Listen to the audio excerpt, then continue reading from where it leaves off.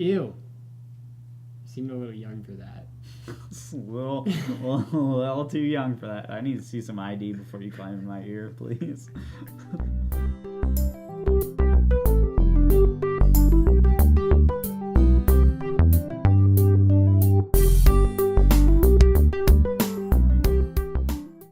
Hey everybody, welcome to Seriously Lighthearted Yoga. Welcome. Today we're going to be talking about something that is going to seem a bit contradictory at first. We hope to kind of clear that up as we go along in this video. But we're going to be talking about setting goals and kind of planning your route ahead in your yoga practice. Which forge that path. Yeah, absolutely. Which is something that we've told you very much not to do. Just kind of go by feel. Just kind of let it happen.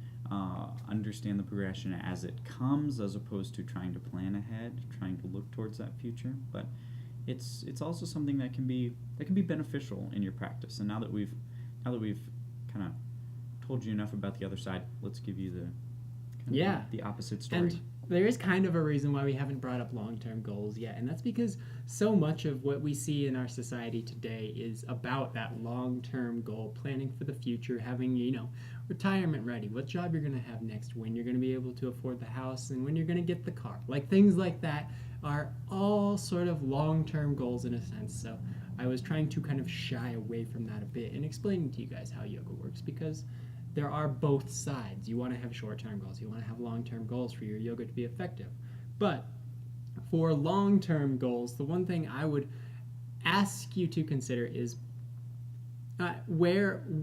what are you looking to gain out of your yoga practice? And I say that because not everyone is trying to get all the way to enlightenment, and that's a really long-term goal.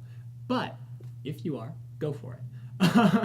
If you just want a little more flexibility, you want to be able to tie your shoes when you're 80, like, that's a good long-term goal as well.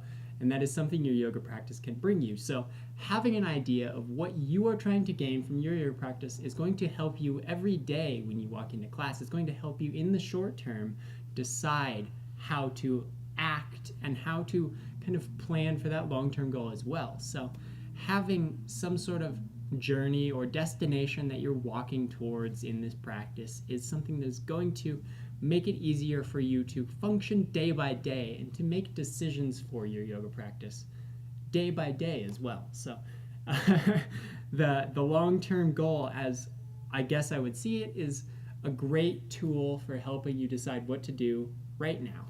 And again, always coming back to that now in yoga. So. Well, yeah, and it's also a great tool to help you kind of expand your perception, and expand your horizons, and expand your ability. It's easy to get caught up in I don't have any goals, and I'm doing downward dog this good, I'm just going to keep on doing it this way, and it's comfortable, it's easy, I can just do it, and I know I can do it. But it's the long-term goals that might push you to ask you to be more. Yeah, that push you to really, really push that just a little bit further the next time you try, and just a little further the time after that.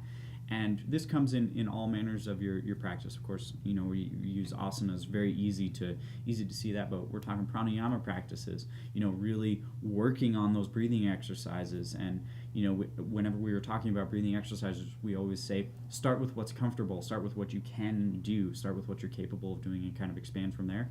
If you have no reason to expand, if you don't have a goal that you're trying to kind of get to, then there's no reason for you to actually make yourself better. Right here. Absolutely. So it's important to note that, yes, long-term goals can be detrimental to your yoga practice, and that planning ahead can take away from the now. But we feel like at this point you collectively understand that now is where it happens and is important. The long-term goal is what's asking you to push the now further and to do something with it. Absolutely. So if you have any questions about that, please let us know. Again, anything in moderation is kind of really one of the keys with yoga. You got your left hand full. Well, you need to fill up your right hand too, and it's about creating this balancing act. So let us know if you have any questions. Hopefully that makes sense for you guys. Give somebody a high five, and we'll see you guys all tomorrow.